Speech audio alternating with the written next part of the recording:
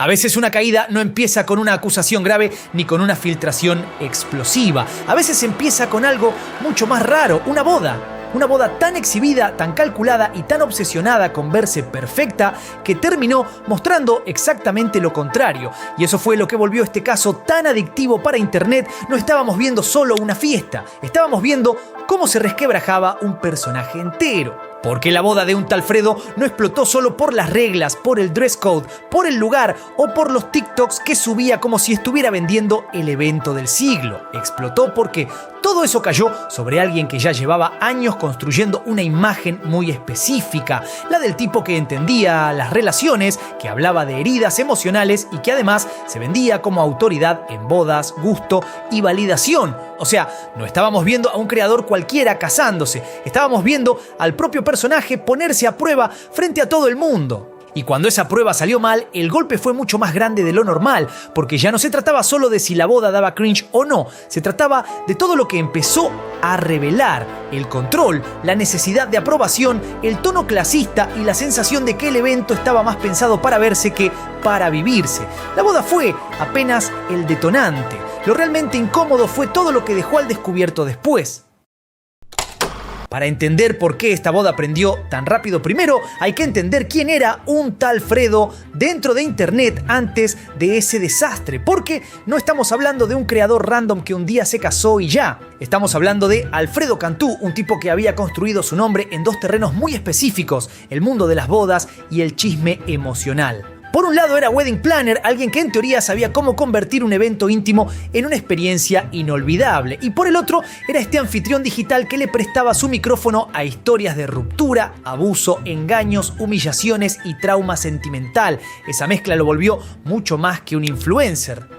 Y esa posición no era menor, porque su podcast no creció solo por morbo, aunque claramente el morbo ayudaba. Creció porque Fredo entendió algo muy importante del internet de estos años. A muchísima gente no le alcanza con vivir una herida, también necesita verla convertida en relato, en prueba de que sí pasó, de que el otro fue el villano y de que no estaba loca. Él agarró esa necesidad y la empaquetó bastante bien. Un set bonito, una estética cuidada, un tono de cercanía, una vibra de acá sí te escuchamos, y listo. Ya no parecía solo contenido, parecía contención. Y ahí fue donde muchísima gente empezó a comprar no solo el producto, sino al personaje. El problema es que cuanto más crecía ese personaje, más incómoda se volvía la crítica que lo rodeaba.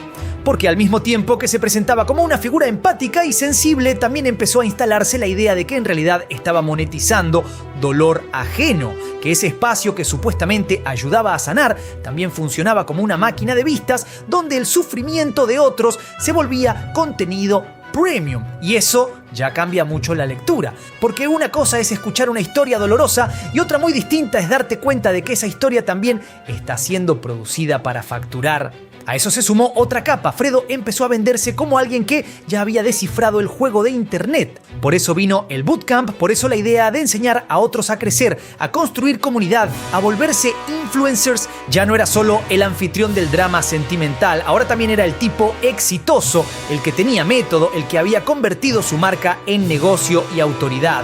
Y cuando alguien logra instalarse así, deja de ser visto como una persona normal, pasa a ser visto como prueba viviente de su propio discurso.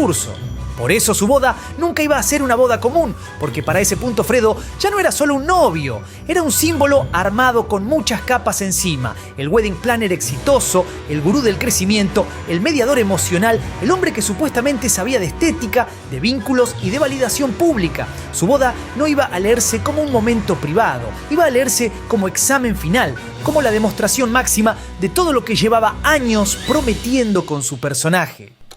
El video de hoy está auspiciado por nuestros amigos de CyberGhost, así que hoy voy a mostrarte el VPN más épico de toda la red. Internet es un lugar inseguro donde cualquiera podría ver lo que escribís, los sitios web que visitas, etcétera, etcétera. ¿Y qué pasa con esas fotos secretas que tenés guardadas? Cualquiera podría copiarlas y filtrarlas. Ahí es donde entra el VPN. Te permite navegar y hacer tus cosas no solo sin dejar rastros. Quiero decir, imagínate que tenés que hacerle creer a alguien que estás en otra parte del mundo. Bueno, solo lo configuras en la ciudad que quieras y listo. Todo lo que hagas se va a rastrear rastrear como si estuvieras ahí. Pero lo que realmente te va a encantar de un VPN son las infinitas posibilidades de contenido, porque con solo un clic te puedes conectar, por ejemplo, a un servidor de los Estados Unidos y puedes ver series y películas que Netflix tiene bloqueadas en otros países o seguir disfrutando de tus redes sociales, incluso si estás, por ejemplo, en China, donde está todo bloqueado. Lo mismo con los juegos si querés jugar algún jueguito que no existe en tu región. Así que ya sabes, te dejo un enlace en la descripción para que puedas probar CyberGhost con un 83% de descuento y 4 meses gratis sin riesgo. Para colmo, ofrecen una garantía de devolución de dinero en 45 días. Probalo y después me contás. Buena parte del poder que llegó a tener un tal Fredo no salió de la nada, salió de entender algo bastante simple pero peligrosísimo. En internet, el dolor ajeno no solo genera empatía, también genera atención, morbo, identificación y un nivel de enganche que pocas cosas consiguen, y él supo convertir eso en formato. Mientras otros hacían entrevistas o chisme liviano, Fredo armó un espacio donde mujeres contaban historias cada vez más pesadas sobre su ex. Sobre manipulación, violencia, humillaciones, traumas y relaciones de mierda. Todo envuelto en una estética limpia, bonita, rosada, muy cuidada, como si el sufrimiento, con buena iluminación, se volviera más consumible. Ese fue el truco más fuerte del personaje. Fredo no se vendía como conductor de chismes, se vendía como alguien que escuchaba, que contenía, que abría un espacio para que otras personas contaran lo que les había pasado. Y claro, para mucha gente eso lo volvió casi una figura de confianza. El problema es que cuando uno mira más de cerca, la cosa empieza a oler raro. Porque una cosa es dar espacio a un testimonio y otra muy distinta es construir una maquinaria donde mientras más cruda y más escandalosa sea la historia, mejor funciona el episodio. Ahí ya no estamos hablando solo de escucha o contención, estamos hablando de una lógica bastante más turbia. Si el dolor vende, entonces el dolor empieza a organizarse como contenido. Y eso fue exactamente lo que una parte del público empezó a notar. Que el podcast ya no se sentía únicamente como un refugio, sino también como un tribunal sentimental con estética premium. Un lugar donde se escuchaba una sola versión de la historia y donde la contraparte, casi siempre, quedaba convertida en villano social sin demasiado espacio para responder. No porque toda historia fuera falsa, el punto incómodo era otro. Fredo había construido una marca donde el testimonio íntimo se transformaba en espectáculo viral, y una vez que eso explotaba en redes, el costo lo pagaban otros, mientras él quedaba en el centro como mediador sensible. Por eso su figura empezó a generar una reacción tan ambigua. Para sus seguidores era alguien que ponía palabras donde otros ponían silencio. Para sus críticos era alguien que había encontrado una forma elegantísima de lucrar con el trauma de terceros. Y esa diferencia importa muchísimo, porque desde ahí empieza a quebrarse la imagen de buen tipo que ayuda. Cuando un creador se vuelve exitoso usando historias donde otros quedan expuestos o destruidos públicamente, el día que le toca quedar a él del otro lado del vidrio, la gente no responde con piedad, responde con memoria. Lo interesante de todo esto es que la caída de Fredo no empezó con la boda. La boda lo que hizo fue volver imposible de ignorar una grieta que ya estaba ahí desde antes. Porque mientras una parte de internet seguía comprándole la imagen del tipo sensible, del que escuchaba, del que acompañaba, otra parte venía viendo algo bastante distinto. No a un confidente, sino a un personaje con un ego raro, con una necesidad medio desesperada de validación y con un aire de superioridad que a veces se le escapaba en comentarios, respuestas y formas de hablar. Y cuando una imagen pública depende tanto de parecer empática, cualquier gesto sobrador se vuelve dinamita. Porque Fredo no empezó a verse clasista o desconectado de la realidad el día que subió los TikToks de su boda. Eso ya venía asomando desde antes en fragmentos, en declaraciones, en formas de defenderse y en esa necesidad de remarcar quién tenía nivel y quién no. Lo de la boda solo concentró todo eso en una vitrina imposible de tapar. De repente ya no era una impresión aislada o un comentario desafortunado, era una secuencia completa de actitudes que vistas juntas empezaban a formar un patrón bastante más incómodo. Ahí entra algo clave. Mucha gente dejó de mirar a Fredo como víctima de una funa exagerada y empezó a leerlo como el arquitecto perfecto de su propio desastre. No porque la gente tuviera pruebas absolutas de todo lo que se decía sobre él, sino porque la percepción pública ya estaba lista para creerlo. Eso pasa cuando un personaje lleva mucho tiempo acumulando contradicciones. Por un lado, cercanía, empatía y sensibilidad. Por el otro, respuestas soberbias, comentarios sobre físico, dinero, estatus, solvencia y una forma bastante incómoda de ubicarse por encima del resto. Por eso la boda no se leyó como un evento aislado, sino como confirmación de una sospecha que ya venía creciendo, que detrás del personaje amable había algo mucho más rígido, más aspiracional y bastante más necesitado de validación de lo que él mismo probablemente creía mostrar. En algún punto Fredo dejó de ser solo el anfitrión de historias ajenas y empezó a vender algo bastante más ambicioso, la idea de que él ya había descifrado cómo funciona Internet, y eso cambia mucho las cosas, porque una cosa es que te siga gente por tus videos, por tu carisma o por un formato que pegó. Otra muy distinta es empezar a pararte como alguien que no solo tuvo éxito, sino que además puede enseñárselo a otros. Ahí ya no estás ocupando el lugar de creador, estás ocupando el lugar de gurú, de tipo que, en teoría, encontró una fórmula y ahora te la puede vender empaquetada. Por eso el bootcamp fue tan importante dentro de su construcción pública. No era solo otro proyecto paralelo, era la prueba de que Fredo ya no quería ser leído como alguien popular, sino como alguien exitoso en términos aspiracionales. Ya no bastaba con que su contenido funcionara. Ahora quería ocupar ese lugar medio tóxico de Internet donde algunos creadores pasan de tener audiencia a presentarse como autoridad. Y con eso también vino una lógica bastante peligrosa. Si a vos te iba bien, era gracias a su método. Si no te iba bien, el problema eras vos. Y lo más importante es que ese cambio no quedó aislado del resto de su imagen. Al contrario, se sumó perfecto al personaje que ya venía armando. El tipo que escucha, que contiene, que tiene ojo estético, que sabe de bodas, que entiende la emoción y ahora además sabe cómo fabricar relevancia. O sea, Fredo no solo estaba construyendo una audiencia, estaba construyendo una fantasía de autoridad. Eso es clave para entender lo que vino después, porque cuando alguien se vende como ejemplo viviente de buen gusto, estrategia, visión y control, su vida deja de ser solo su vida. Todo se convierte en demostración y ahí fue donde la boda empezó a inflarse como algo mucho más grande que un matrimonio.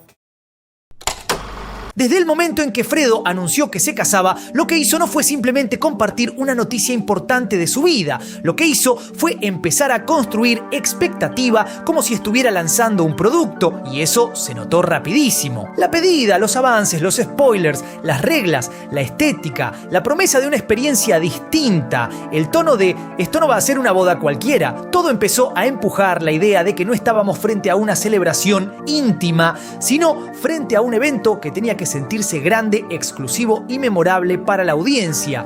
O sea, antes de que la boda ocurriera, ya estaba siendo narrada como contenido. Porque una vez que convertís tu boda en un relato público, la lógica cambia por completo. Ya no alcanza con que salga bien para vos, para tu pareja y para los invitados. Tiene que verse bien, tiene que impresionar, tiene que provocar comentarios, tiene que confirmar que vos sos ese personaje que venías prometiendo ser. Y eso fue exactamente lo que Fredo empezó a hacer durante meses, levantar el evento como la gran culminación de su marca personal. Y cuando eso pasa, el foco se corre. Aunque uno diga que lo hace por emoción o por compartir felicidad, en algún punto la energía deja de estar puesta en vivir algo y empieza a estar puesta en presentarlo, en curarlo, en empaquetarlo, en asegurarse de que todo comunique exactamente la idea correcta. Y eso fue lo que muchísima gente empezó a sentir viendo a Fredo, que cada adelanto, cada regla y cada teaser tenían menos vibra de estamos armando una boda y más vibra de estamos produciendo una experiencia premium para que ustedes vean lo increíble que va a ser. Por eso lo que vino después fue tan explosivo, porque si vos mismo construiste durante tanto tiempo la idea de que esto iba a ser un momento legendario, el público ya no te mira con ternura, te mira con expectativa, con sospecha y con ganas de ver si de verdad podés cumplir lo que prometiste. Si hasta ese momento la boda ya venía oliendo a producción, con las reglas todo se terminó de desfigurar, porque una cosa es querer que tu evento tenga una estética clara, cierto orden, cierta vibra. Eso pasa en muchísimas bodas. El problema es cuando ese deseo empieza a sentirse menos como organización y más como obsesión por controlar cómo se va a ver cada cuerpo, cada foto, cada invitado y cada instante. Y eso fue exactamente lo que empezó a pasar con Fredo. Sus videos ya no transmitían solo emoción o ilusión, transmitían una necesidad bastante intensa de curar la experiencia completa. Ahí el dress code dejó de ser un detalle y se volvió símbolo, porque no se trataba simplemente de pedir cierta gama de colores o una formalidad específica. La forma en que lo comunicaba, el nivel de especificidad, la insistencia con el styling, la idea de que iba a haber opciones extra para quien no cumpliera y el tono casi correctivo con el que hablaba del tema, todo empezó a construir una sensación bastante incómoda, que la boda no estaba pensada para recibir personas, sino para ensamblar piezas visuales, como si los invitados no fueran gente querida acompañando un momento importante, sino parte del decorado humano que tenía que entrar en el encuadre correcto. Después vinieron otros elementos que reforzaron todavía más esa lectura. La idea de dejar el celular, el control sobre quién podía ir y quién no, el énfasis en que nadie llevara a alguien desconocido, las estaciones de retoque, las opciones de outfits, los recuerditos pensados para elevar el look, el tono de experiencia curada. Nada de eso por separado necesariamente te condena, pero juntos empieza a aparecer otra cosa. Empieza a aparecer una ceremonia donde la espontaneidad molesta y donde el objetivo no es que la gente viva algo, sino que no interfiera con la versión ideal del evento. Y eso fue lo que hizo tanto ruido, porque de golpe la boda empezó a sentirse menos como celebración y más como filtro social, como una forma elegante de marcar quién entiende el código, quién está a la altura y quién entra en el universo aspiracional del evento sin arruinar la película. En medio de toda esa obsesión por curar la boda hasta el último detalle, hubo una decisión que volvió todo bastante más incómodo. La manera en que Fredo habló de su familia y de quién sí merecía estar ahí. Porque una cosa es querer una boda pequeña, íntima o enfocada en gente cercana. Eso le puede pasar a cualquiera. El tema es cómo lo comunicás y qué deja ver esa selección cuando la cruzás con todo lo demás que venías mostrando. Eso se volvió más notorio cuando empezó a circular el tema de que no había invitado a buena parte de su familia, con la explicación de que quería algo más íntimo, más joven, más de cierto estilo, casi más festival que boda tradicional. Y ahí fue donde la cosa dejó de ser una preferencia personal y empezó a leerse como otra cosa. Porque cuando al mismo tiempo hablas de exclusividad, de una experiencia súper cuidada, de invitados alineados con la vibra del evento y además dejas afuera a familiares, mientras adentro hay influencers y figuras del entorno digital, la lectura se vuelve bastante inevitable. Ya no parece una lista de invitados, parece casting. Y esa es la parte turbia del asunto, que la boda empezó a mostrar no solo qué quería Fredo, sino también qué estaba dispuesto a sacrificar para sostener esa versión ideal de sí mismo. Porque en teoría estaba celebrando una historia de amor, pero en la práctica cada decisión daba la impresión de estar pensada para reforzar una narrativa social muy precisa. Ahí es donde el discurso de íntimo se empieza a caer solo, porque la intimidad verdadera no suele sentirse como una curaduría de estatus. Y eso fue lo que hizo que este tema pegara tan fuerte. Mucha gente sintió que, en nombre de la cercanía, Fredo en realidad estaba armando otra cosa. Una boda donde la pertenencia no se definía tanto por el vínculo, sino por la compatibilidad con su marca.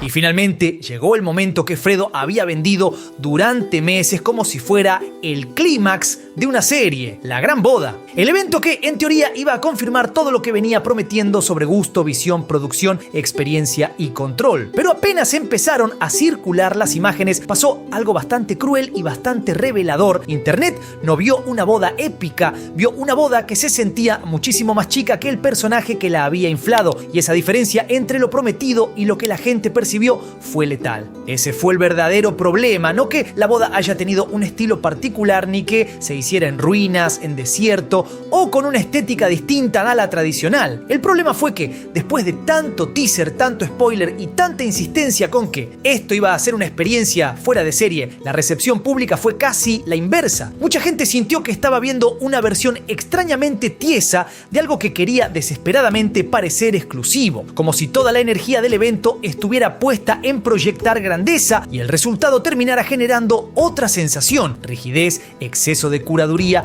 y una vibra medio vacía. Y ahí fue donde empezó el festival de burlas, no solo por la estética puntual o por comparaciones con una obra gris, sino porque la boda ya venía cargada de un discurso de superioridad. No era "les comparto mi boda", era "miren el nivel de esto". Entonces, cuando las imágenes no generaron admiración automática, la reacción fue brutal, porque el público no sintió que estaba reaccionando contra una celebración íntima, sino contra una puesta en escena que llevaba demasiado tiempo pidiéndole aplausos. Lo más incómodo de todo es que la boda sí terminó funcionando como un espejo, pero no del modo que Fredo quería. En vez de reflejar sofisticación, reflejó ansiedad. En vez de transmitir plenitud, transmitió una necesidad muy intensa de validación externa. Y eso fue lo que volvió este momento tan dañino para él.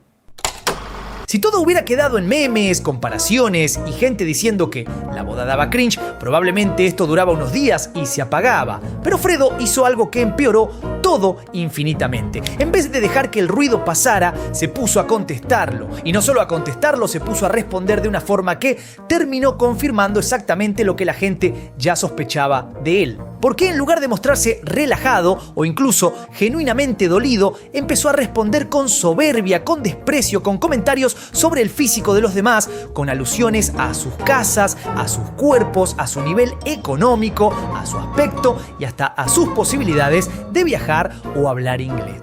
Y ahí pasó algo muy importante. La conversación dejó de ser "qué boda tan rara" y se transformó en "este tipo realmente piensa así". Ese fue el punto de no retorno, porque cuando alguien reacciona al rechazo con comentarios que suenan clasistas, corporalmente agresivos o directamente humillantes, ya no parece una persona defendiéndose, parece alguien mostrando el fondo real de su personaje, y eso fue justo lo que Internet sintió. Encima hubo otro detalle que hizo todo todavía más adictivo para Internet. Fredo intentó dar a entender que todo esto también le estaba generando dinero, que estaba aguantando vara, que entendía cómo capitalizar el hate, casi como si estuviera por encima del problema. Pero lejos de hacerlo ver astuto, eso lo hizo ver todavía más desconectado. Porque cuando alguien está en medio de una crisis de imagen seria y su reacción es medio igual gano, la sensación que deja no es de inteligencia, es de cinismo. Por eso la funa no paró, porque ya no estaba alimentándose solo de la boda, se estaba alimentando de su reacción. Y cuando una caída pública deja de sostenerse por el hecho inicial y empieza a sostenerse por cómo vos mismo la seguís agravando, la cosa se vuelve muchísimo más difícil de frenar. Hasta acá la historia podía leerse como un choque entre un personaje inflado y una boda que no estuvo a la altura de su propia campaña. Pero hubo un punto donde el tema dejó de ser solo burlas, clasismo, estética o respuestas soberbias. Y pasó a entrar algo bastante más delicado, 4 ciénegas. Porque ahí ya no estamos hablando de si la boda se veía ridícula, cara, tiesa o sobreproducida. Estamos hablando de un evento vinculado públicamente a una zona ecológicamente frágil, con todo el ruido que eso provoca cuando se mezcla naturaleza protegida, influencers, producción, lujo y una necesidad desesperada de hacer contenido inolvidable. Y esto es importante contarlo con precisión. La conversación pública existió, fue grande y fue seria. Circularon acusaciones por presuntos daños en el área natural protegida y el propio Fredo salió a deslindarse. Lo que no conviene vender como hecho absoluto es una relación causal cerrada, porque incluso en el material aparece la idea de que eso no quedó completamente probado de forma definitiva y que había otros problemas en la zona. Pero incluso dejando eso claro, el golpe igual fue durísimo, porque la imagen pública ya estaba hecha. Un influencer que vivía de estetizar emociones y construir experiencias terminó asociado a una celebración en una zona de altísimo valor ecológico, con fiestas, producción, ruido y actividades que para muchísima gente se sintieron como otro ejemplo de esta época deforme en la que un paisaje frágil deja de ser territorio y se convierte en escenografía. Ahí fue donde la boda dejó de parecer solamente una operación de ego y empezó a parecer otra cosa todavía más turbia, una celebración tan obsesionada con la foto, con el simbolismo del lugar y con la sensación de exclusividad, que por momentos daba la impresión de que el entorno importaba menos como espacio real que como atmósfera de marca. Lo más destructivo de toda esta historia es que la boda no solo generó una polémica nueva, también hizo que Internet se pusiera a revolver todo lo anterior con otra mirada. Y eso suele ser bastante más peligroso que el escándalo del momento. Porque una cosa es que te estén criticando por algo puntual y otra muy distinta es que ese algo active una relectura completa de quién sos, de cómo trabajás, de cómo tratás a la gente y de todas las cosas que antes estaban dispersas. Y cuando se activa esa lógica, todo vuelve. Volvieron los cuestionamientos sobre el podcast y su forma de convertir intimidad dolorosa en entretenimiento rentable. Volvieron las críticas al bootcamp y a esa fantasía de venderse como fórmula de éxito. Volvieron los señalamientos viejos sobre comentarios soberbios y también acusaciones más concretas alrededor de su trabajo como wedding planner. Ahí entra, por ejemplo, el relato de una clienta que lo acusó de dar un servicio pésimo y después adjudicarse públicamente el crédito visual de una boda que, según ella, en gran parte resolvió otro equipo. También volvieron audios, rumores, tensiones con otros creadores, señalamientos sobre filtrar conversaciones, intentos de operar peleas y acusaciones de doble moral. Y ese es el verdadero desastre. No que cada acusación por sí sola sea igual de grave ni que todo tenga el mismo nivel de prueba, sino que el personaje dejó de beneficiarse de la duda. Empezó a ocurrir lo contrario. Cada cosa nueva o vieja que aparecía ya no sonaba descabellada porque la boda había destruido el marco protector con el que Fredo se venía presentando desde hacía años. Por eso este bloque es tan importante, porque una caída pública de verdad no ocurre cuando te hacen memes un fin de semana.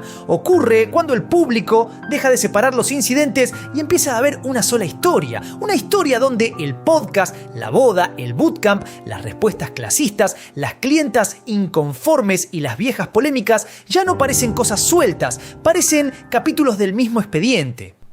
Si uno mira todo esto desde afuera, sería muy fácil reducirlo a una fórmula bastante básica. Influencer presumido arma una boda exagerada, internet se le va encima y listo. Pero la razón por la que este caso se volvió tan grande no es esa. Lo que hizo tan adictiva esta historia fue otra cosa. La sensación de que la boda, sin querer, terminó funcionando como una radiografía. Y no una radiografía de su gusto o de su presupuesto, sino de su forma de entender el mundo. Y esa lógica es bastante incómoda. Es la de alguien que parecía haber aprendido a convertir cualquier cosa en narrativa útil para sí mismo.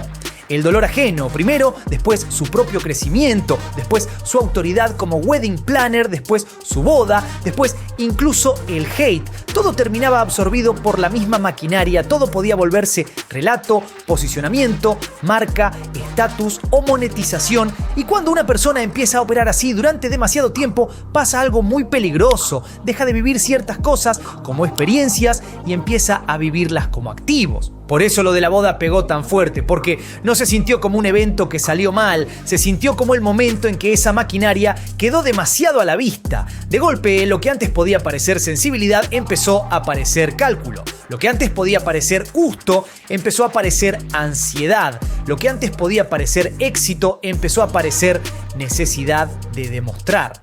Capaz lo más turbio de todo es eso, que la boda que debía confirmar el personaje terminó haciendo exactamente lo contrario. No lo consolidó, lo perforó. Y una vez que internet sintió que estaba viendo la versión menos editada de Fredo, ya no hubo ruinas, show, styling ni discurso que alcanzara para taparlo. Al final, lo más incómodo de todo esto es que la boda no destruyó a un tal Fredo por sí sola. La boda solo puso a cielo abierto algo que ya venía latiendo desde antes. Porque cuando se cayó la estética, cuando se cayó la promesa y cuando se cayó la fantasía de evento perfecto, lo que quedó ya no fue una celebración mal recibida. Lo que quedó fue una imagen bastante más cruda del tipo que llevaba años construyendo su propio personaje frente a internet. Y capaz eso es lo que volvió esta historia tan adictiva, que por un momento dejó de sentirse como el chisme de la semana y empezó a sentirse como una especie de ajuste de cuentas, no con la boda, sino con todo lo que representaba, con el tipo que monetizaba intimidad, con el que se vendía como referente, con el que parecía tener siempre el control del relato hasta que le tocó estar del otro lado y ya no pudo manejar la edición. Porque una boda puede salir mal y no pasa nada. Un evento puede dar cringe, puede generar burlas, puede convertirse en meme y morir ahí, pero cuando un solo fin de semana hace que la gente reordene todo lo que pensaba de vos, ya no estamos hablando de una fiesta, estamos hablando de una caída de verdad. Y en el caso de Fredo, lo más pesado no fue lo que mostró su boda, fue lo que ya no pudo seguir escondiendo después. Protege tu privacidad y desbloquea todo el contenido en internet con CyberGhost VPN. Aprovecha la oferta exclusiva para nuestra comunidad. Hace clic en el enlace en la descripción y pruébalo ahora. Y ahora sí tengo la pregunta más importante para hacerte. ¿De qué otra cosa querés que hablemos en algún video de este canal? Comentame por ahí abajo, no te olvides también de darle duro al botón de like, suscríbete, toca la campanita, seguime en todas mis redes. Soy Juanito Sei, esto es Data Suculenta y nos veremos la próxima. Adiós.